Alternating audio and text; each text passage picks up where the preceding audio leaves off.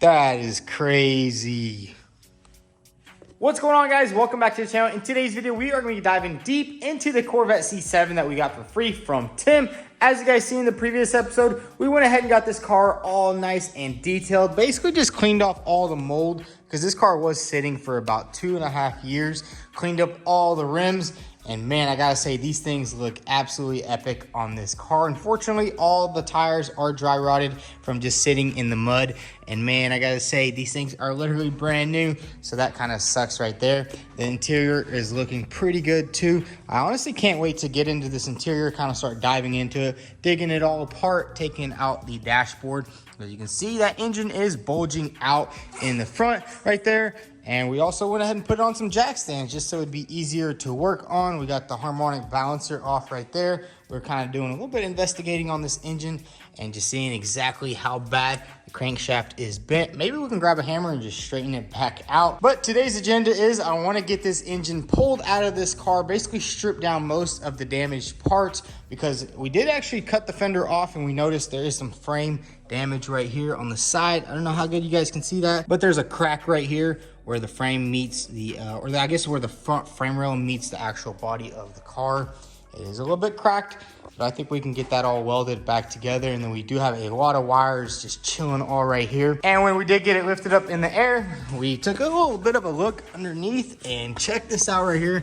That is another set of wires that are just completely ripped up. It kind of looks like some noodles right there. Look at that. Wait, no, hold on. That's not even wires. This is just dirt.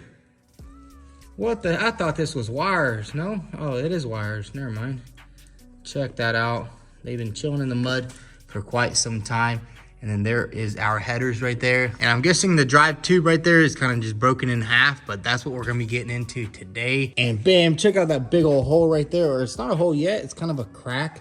But I was noticing, and I do see bolts right here, so I'm thinking maybe this floor can just be replaced. So that's everything that's going on underneath. But before we get started with today's video, is sponsored by Fantic. So as you guys know, here at the shop, we're always using Fantic's products, such as their jumper box, pretty much on a daily basis. Now, this is their new Apex 8 tire inflator kit. This thing is an absolute beast. I know it might look small, but this thing can inflate up to 6 tires on a single charge. And I've actually used this thing a lot recently. My brother had a car parked over there in the back and it was sitting for like 3 months. And we actually aired up all the tires on one single charge, which is pretty crazy. And it does have a lot of other cool features, such as the little strobe light right here. Check this out, it has that light. And then it also has more lights on it. And this thing is super easy to use. All you have to do is grab the nozzle, bolt it on just like this right here, just like that. As you can see, this tire is completely deflated all the way down. And now all we need to do is set the PSI. Let's do 34 PSI. That's basically like the average. Let's just let it air up.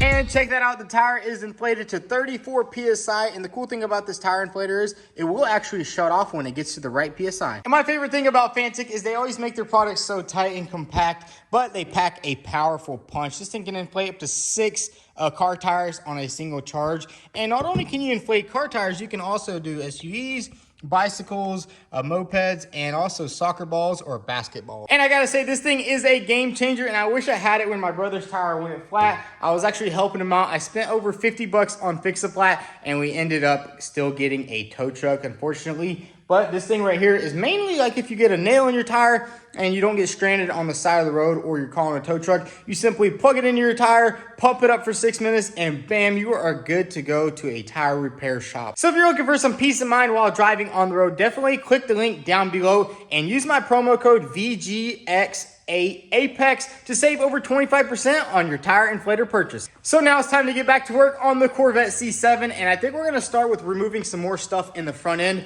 We did already remove the driver's side fender, and now I wanna go ahead and remove the passenger side fender, which it should be pretty easy because, I mean, it's not really held on by much. I think we'll just take off these bolts right here, and you can see where this fiberglass right here is separated from the aluminum frame. And they do use a lot of panel bond, which we did see a lot of that on the other Corvette. Well, actually in the front on the C8s, they have no fiberglass. Everything's just aluminum. So I guess that was a little bit of a step up because this fiberglass right here is kind of just bulky and stuff like that. But I think we're gonna go ahead and remove this fender first. Should be pretty simple, just a couple of Torx bolts, and this thing should come right off.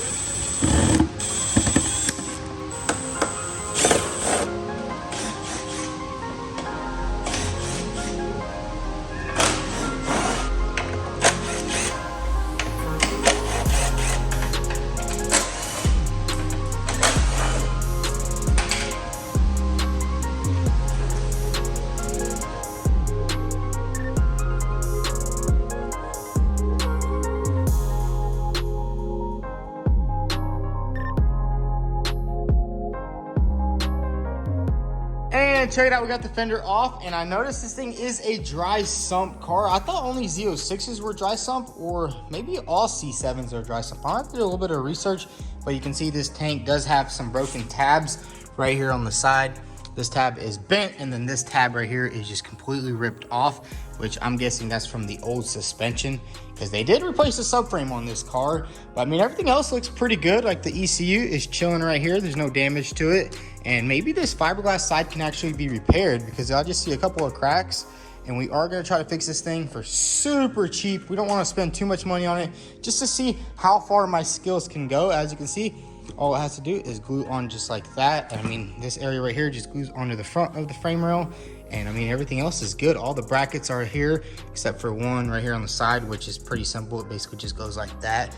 So we'll definitely have to try to repair that. Now what we're gonna do is move a little bit deeper, and I wanna remove this fuse box right here. Basically remove all this stuff right here, because we need to get this engine out of the car. So we're gonna remove this fuse box, and I'm pretty sure it just unsnaps out of here like this. Let's see if we can just pop it right up. Oh,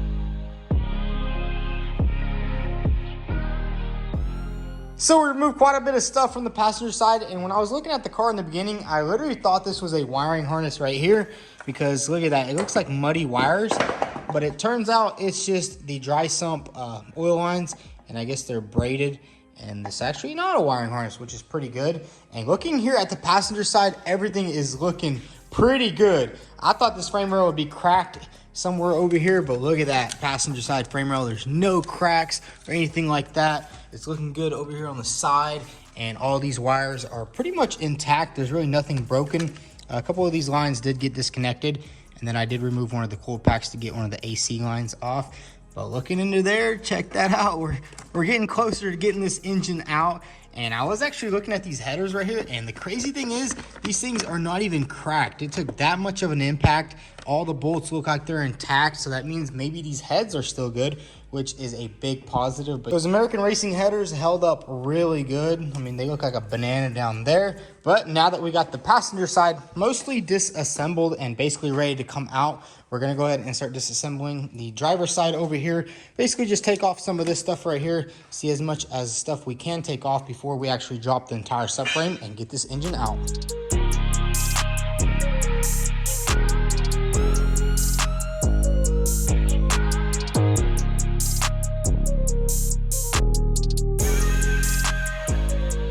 So we got pretty much everything disassembled on the driver's side over here. I went ahead and removed this little brake cylinder, and there was like a vacuum duster. And I gotta say, the driver's side isn't looking as good as the passenger side. I'm guessing the engine went this way, and it kind of jacked everything up in there. And I am noticing a little bit of aluminum ripped up back there. But now Jake and I are actually gonna go ahead and drop this engine off. He was actually busy doing some other stuff in the morning, So I was kind of just tackling everything. Now he's going to help me drop this entire motor and subframe as one. I'm not sure how it's going to come out of there or if it's even connected to the transmission tube, but I guess we'll have to just see. We're going to move these jack stands to the back of the frame and kind of just drop everything as one unit, and hopefully that motor will just slowly fall out of there.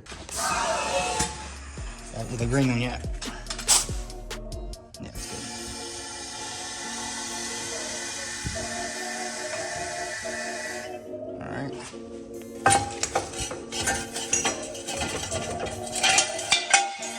Yeah, now let's just put these in the back. Let's put them right here on the side, Jake. Yeah.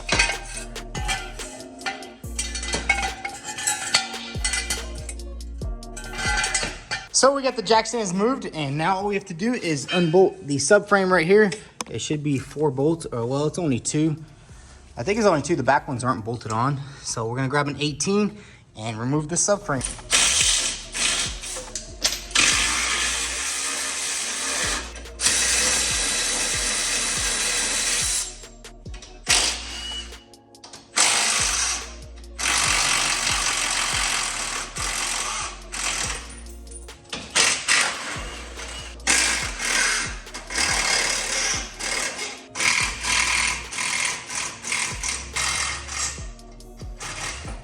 Yeah.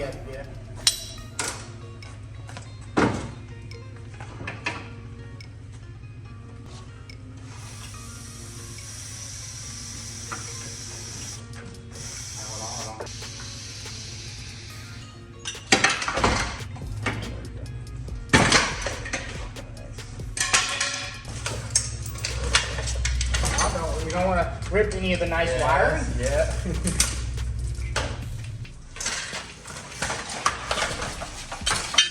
Bro, the motor just sitting on the ground. Oh, that is hilarious. So me and Jay got the subframe from underneath the motor, and check this thing out. Dude, the motor literally just fell out of there on its own. Oh my goodness, look at that. That is insane. Dude, that is not looking good at all. We have some severe damage in there. Oh my goodness. All that.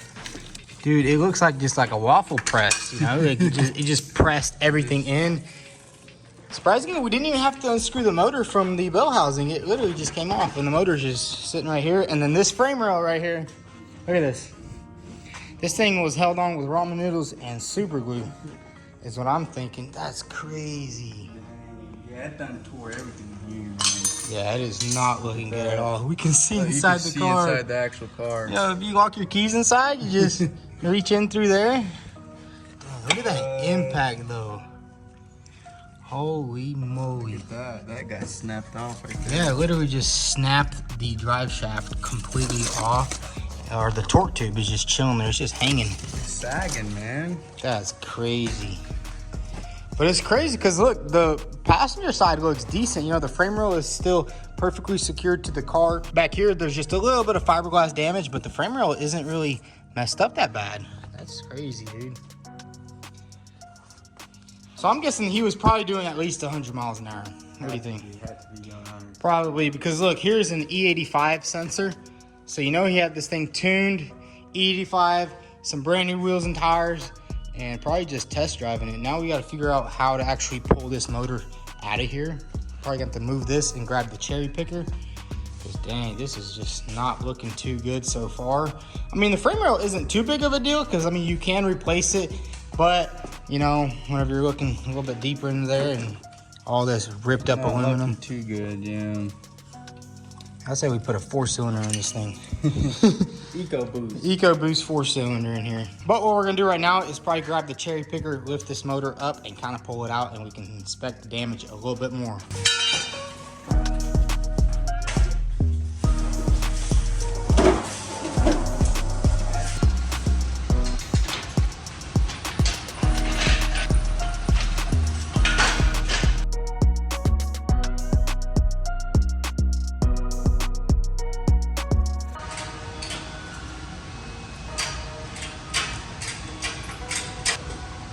Binding, man.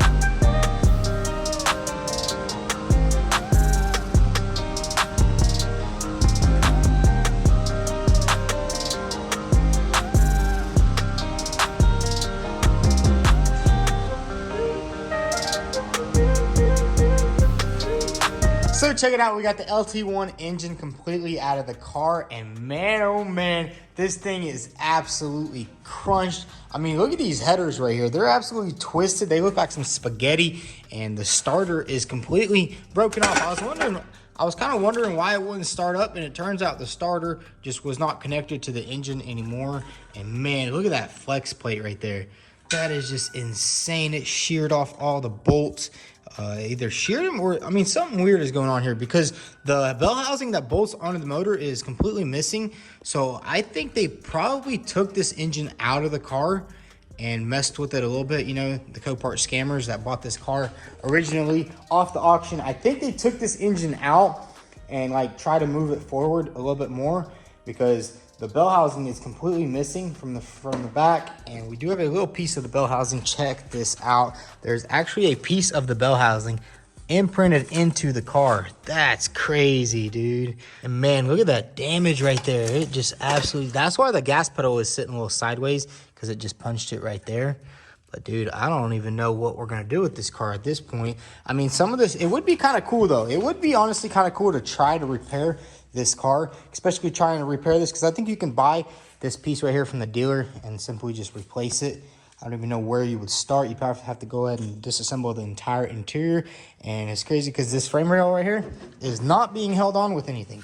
It's literally holding on with hopes and dreams at this point.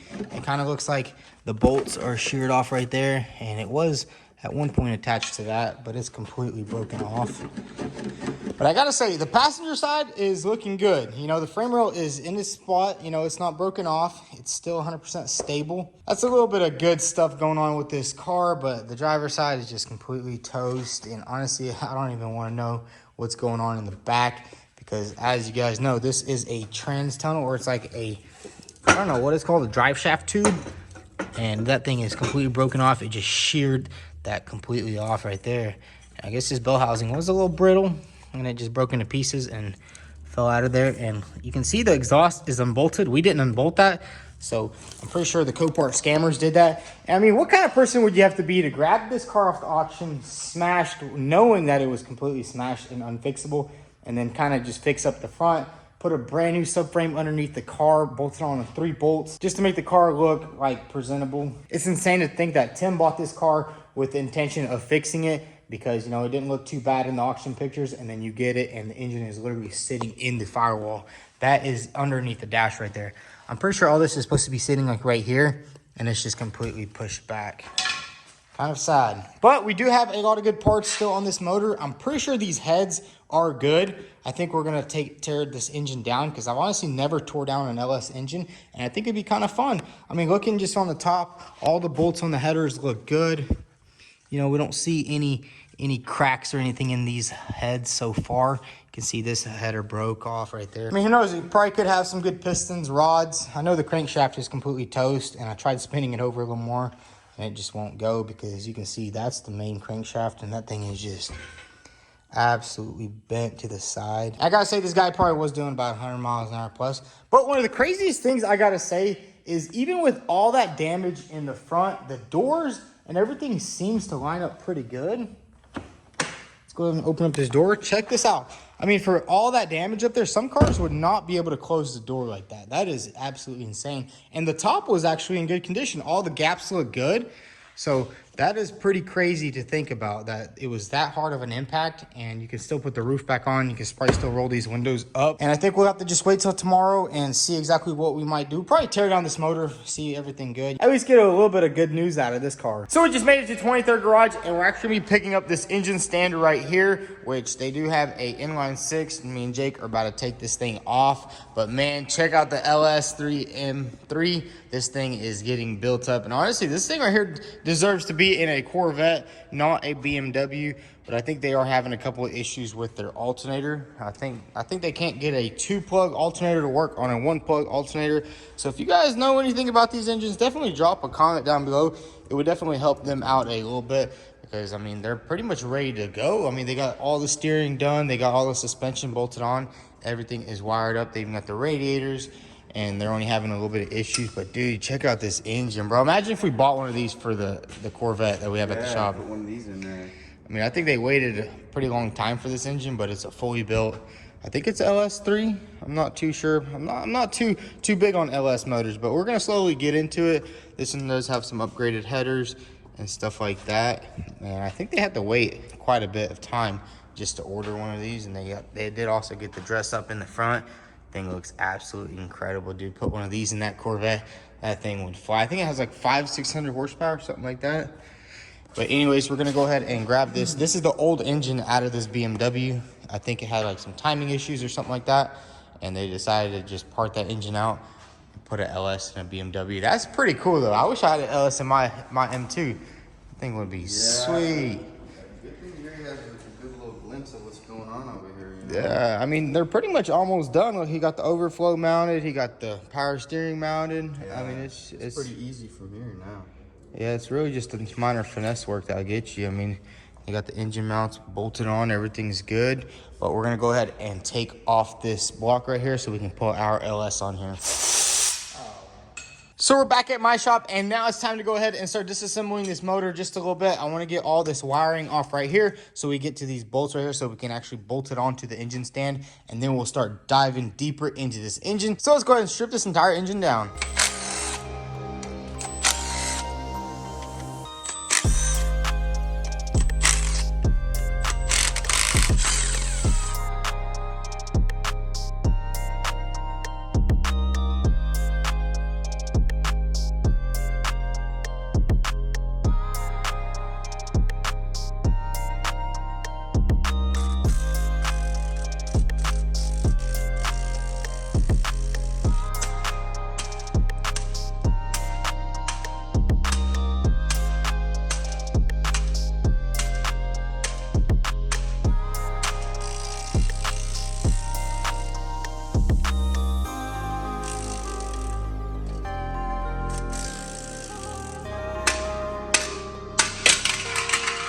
So we got the entire engine all nice and stripped down, and then we also went ahead and removed this flex plate, and man, that thing was a pain in the butt to remove. We had to beat it up just to get it off, and then we went to Ace Hardware, got a couple of bolts. Only thing that kind of sucks is there's not that much mounting spots because they're kind of just ripped off. I guess there would have been one right here and another one right here, but I think we'll hold it on 3 or 4 bolts, and I think it'll be good. I don't think it's gonna go anywhere. Yeah, so let's go ahead and set up this engine stand. It's crazy because this engine stand actually came from a subscriber about a good 2-3 years ago, and now we're gonna put it to use on this LT2 engine. So let's go ahead and get it on that stand.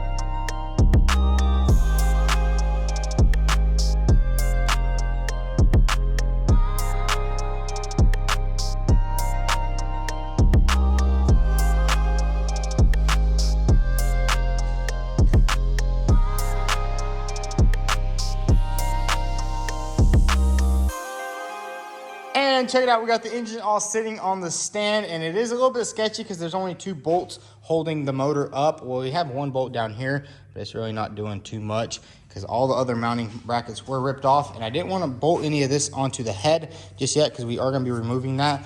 But we're going to go ahead and start disassembling it. I'm going to disassemble this side. Jake's going to go ahead and disassemble this side, and we're just going to have to see who gets done faster.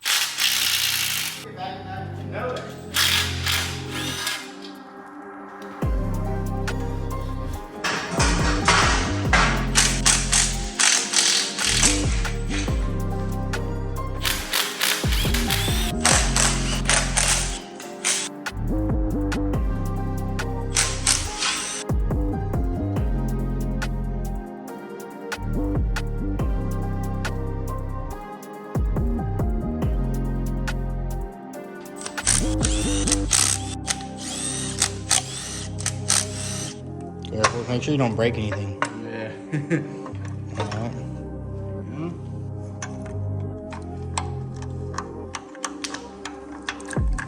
Stop right here. Yeah, it didn't go too far in. Yeah.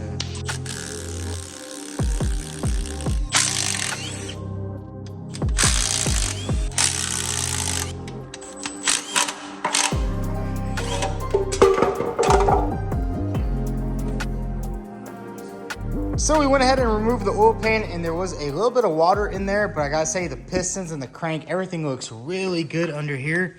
Check that out, there's no rust or anything like that. And we went ahead and threaded this bolt right here, and now it's the moment of truth. Let's see if this thing will turn over. Hey, grab that wrench right there. Let's see if this thing will turn over. Moment of truth. Moment of truth. Let's see if this thing will turn over. No, nope. Try going the other way.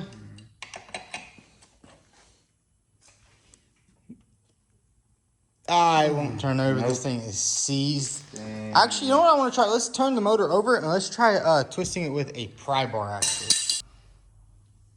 So we got the motor turned over, and now we're going to try to move the crankshaft with a pry bar. And let's see what happens. Let's see if we'll go this way. Yeah, sure, that way. Yo! It's moving. That's crazy. It actually moves. That's wild. Look at that. That's right there. Now, you would think this thing would be 100% seized up, but I mean, it moves a little bit. That's freaking awesome. Look at that, guys. This thing actually moves. Look at that. That's insane. Even after that hard of a hit, the motor still moves back and forth. Hey, but it looked bent from the front. Yeah, it kind of doesn't even, the crankshaft doesn't really look bent anymore. I think that was just because everything was on it and it was pushed over, but like looking from the front. It just looked bad. Well, the crankshaft might actually be good on this engine. Oh yeah, I mean if it spins, yeah.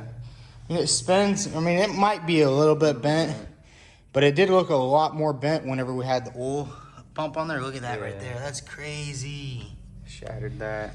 Shattered all that. But hey, look at the inside of this motor. That means all the pistons, all the rods, everything's good. It didn't sling a rod. Can't see any cracks inside. Look at that brand new piston. 12,000 miles only on these things. That's crazy that this car only made it 12,000 miles. And then that's what happens when you put E85 on your car and you go out there driving like a hooligan. So guys, that's gonna be a wrap for today's video. We dove into the Corvette, and I gotta say this thing is not looking good from the most part. I mean, we do have a lot of good parts on this car, so we're gonna have to think about what we can actually do with this car. I mean, I don't really know if this is even rebuildable or if it's even worth rebuilding all this stuff right here. I know you can get all these parts and you can probably replace everything, but I don't know if we want to go through all that trouble, especially with like the transmission being broken. The engine is completely trashed. And honestly, I mean, the best thing, maybe I'm thinking maybe build a drift car out of this car, you know, replace that frame rail, weld everything back on, and maybe do something like that. Or we can look for a donor car and use this one, or use this as a donor car and buy another C7 Grand Sport. But I gotta say, we had a lot of fun taking apart this motor. This is mine and Jake's first time actually taking apart an LS engine, which is pretty cool. You know, we dove into it, we checked everything out. You know, it's pretty cool how these engines work, and I definitely want to learn how to rebuild engines. I mean, this thing really just needs a short block. Everything else is good in it, a short block and a crankshaft, because that thing right there is bent. But I am surprised that it actually turns over. You know, it turns over a little bit. That means, you know, it's not too far gone. That means the pistons are probably all good. And I'm glad it didn't sling a rod or anything like that. And maybe there's actually an aftermarket camshaft in here, because we were kind of looking and these bolts are a little bit stripped out. Maybe somebody did some engine work. But anyways, guys, that's going to be it for today's video. We're definitely going to have to sit down and think about what would be the best option for this car. I mean, I know if money wasn't an option, we could definitely rebuild this car, buy a whole new frame rail, replace the entire frame rail, bolt everything back on.